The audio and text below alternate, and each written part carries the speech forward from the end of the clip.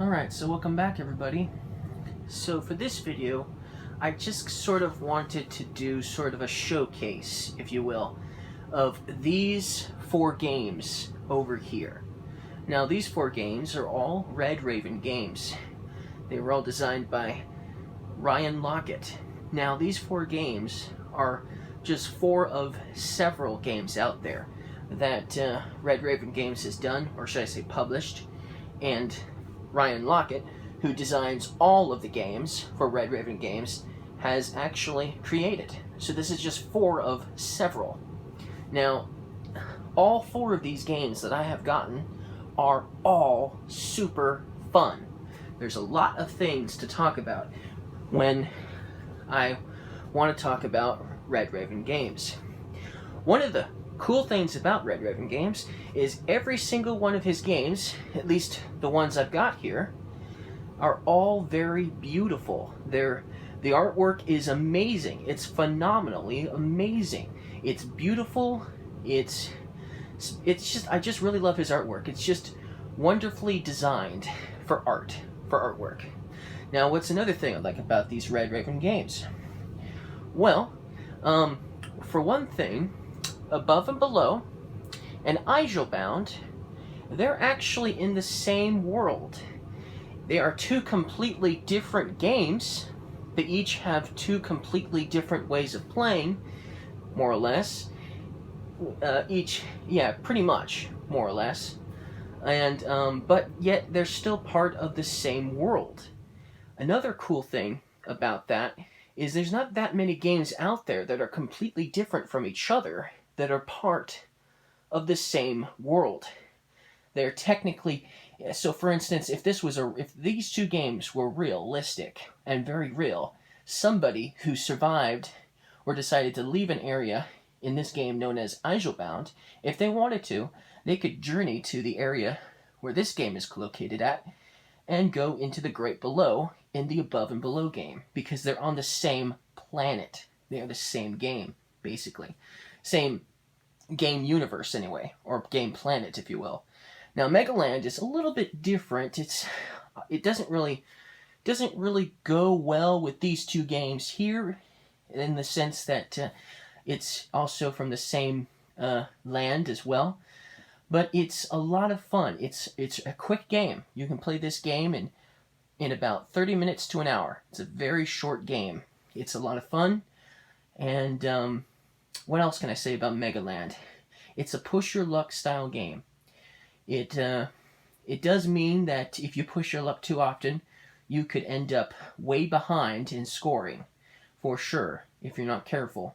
But if your opponents also end up pushing their luck too much, you could possibly catch up as well. It's possible, but only if they don't have too many hearts.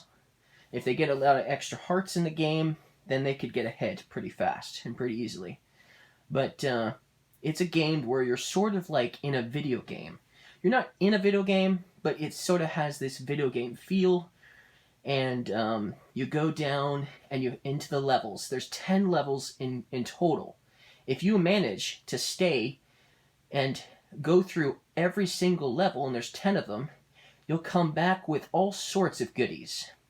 But only if you manage to do that. I don't think anyone has actually managed to survive 10 levels unless they get every single heart they can get. And use all the jump tokens that they can acquire to basically jump over a monster in a level. Now, some levels have no monsters, while some levels do have monsters, and some monsters do very little damage, while some of them do quite a bit of damage. And some monsters can't even be jumped because they are flying monsters. But you don't really know what you're going to encounter. You don't know what level is going to come up. It could be a safe zone or it could be a monster. You don't know. That's why it's a push your luck game. If you stay longer, you get more resources. And the more resources you get, or artifacts you get, or goods you get, will allow you to build more buildings into your town.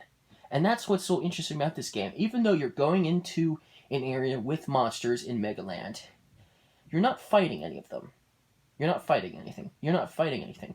which is really odd because usually when you play a game with monsters, you're going to be fighting monsters usually. But in Megaland, you do not fight monsters, but they can still damage you. So that's really interesting. Different for sure from most games with monsters in them, for sure. So it's not your typical video game either, because there's not many video games out there where there are monsters and you don't get to fight them. Just simply, take the damage from them. So that's kind of interesting. But you use the resources that you find to build a building in your town. And the buildings in your town could be just about anything. A bowling alley, an arcade, a hotel, a hospital, a reptile stable, an ostrich ranch. There's so many different buildings. It could be possible that you could be building a whole bunch of buildings in your town. But that's what you want to do. You want to build a bunch of buildings in your town so you can collect money, and the money is actually going to be what ends the game, and the player who has the most money wins. And so that's how Megaland works. So Megaland is kind of really interesting for sure. It's really hard for me to pick which one is my favorite out of all four of these. I've played all four of them now. Ijlbound, I just finished playing that for the first time ever, my first playthrough ever of it. It was super fun, super fun. So I still don't know. It's really hard to pick which one of these four is my favorite, because I like all four of them a whole lot. I think maybe my favorite is still Deep Vents, because I love animal games, and Deep Vents is an animal game. Now, Deep Vents has a lot of depth to it, but not as much as some of the games out there, for sure. And it's all about the animals in the depths of the ocean, like the vampire squid, or the goblin shark, one of my personal favorites, or the sperm whale, or the giant squid, or the lanternfish. There's so many different types of fish and creatures down there that this game definitely has quite a few to choose from. So Deep Vents is definitely a really cool animal game, and it's not that hard either. There's only a couple of the tiles in that game that might take a little bit more understanding, but the majority of them are very simple and easy. You're collecting archaea, or which is sort of like microorganisms. You're trying to collect as much of archaea as you can get, and you're also trying to collect seashells too. And all of those will be worth points at the end of the game, and that's what you're trying to collect. Is all of that. So that's a really fun game too. And Above and Below. Above and Below is a story game. You're going to go down into the great below. You're going to have an adventure down there. You don't know what you're going to find down there. It could be you come across someone who needs help. You could even end up even finding someone who wants to move into your town. See, Above and Below is a game where you're going to be building buildings in your town. You're going to be recruiting people to come live in your town, but you also might find people down in the great below to also join your town, which is really cool. But you just don't know, because it's a completely random adventure. For each time you go down there to the great below, it's going to be a completely different random adventure, for sure. So it's a whole lot of fun. It's the best storytelling game I have ever played. And I've only played maybe 2 or 3 games that are storytelling games. So Above and Below does that for me. It's awesome. Now, Ijlbound here is the newest game that I've gotten for Red Ribbon Games. And I had one playthrough of it, and it was just super fun. It was going around to all the different aisles, and I keep saying Ijlbound, but it's Islebound. Going to all the different aisles and getting goods like fish and wood, and maybe even attacking. See, this game is you're going to go to these aisles, you're going to visit them, you have to pay a fee to visit them, you're going to get a variety of different stuff for whatever aisle you decide to go to, and there's 16, I want to say there's about 16 aisles in total, although 4 of them are the 4 starting ports in the game. Each player is going to start at a port, and there's 4 ports. So if you're playing a 4-player game, each player is going to start at a starting port, and that's basically their port, their town. Of course, an opponent can take that away from them if they have enough influence or enough, well, attack power. So in this game, you're going to go to islands and you're going to visit them. But you can also train sea serpents or hire pirates to help you fight and take over an isle / town. And you can do that to gain tons of money, which is spoils, basically. And you'll still get to actually visit the isle, even though you just attacked it. So it's really useful to attack.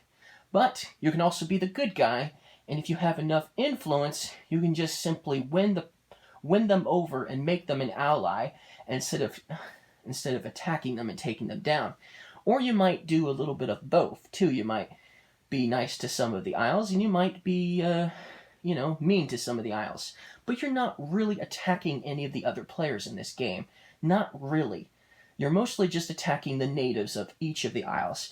And that's basically what you're doing. And each player can hire pirates, and each player can also train sea serpents to fight for them. So that's really cool. There's also events in this game, and there's all sorts of little tiny stories to each little event, sort of like a flavor text, if you will, for each event, but not nearly as much storytelling as Above and Below. So that's the 4 games I have for Red Raven Games. Ijslbound is a little bigger than Above and Below, so it might be a while before I do a how to play video of Ijslbound. But I will do one at some point, for sure, because that is an awesome game. But there's still several games out there for Red Raven Games, and so I'll probably end up buying a game known as Rome, which is another Red Raven game. And if I can find it, I'd like to get my hands on Dingo's Dreams, which is basically about some Australian animals, including dingoes.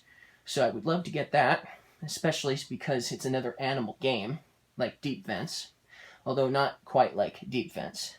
Deep Fence has more depth to it for sure, in more ways than one.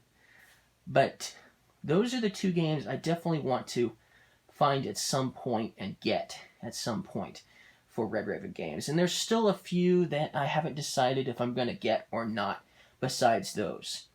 But anyways, thank you guys for watching, and I hope you guys enjoyed this video, for showcase video of the 4 Red Raven games that I've got.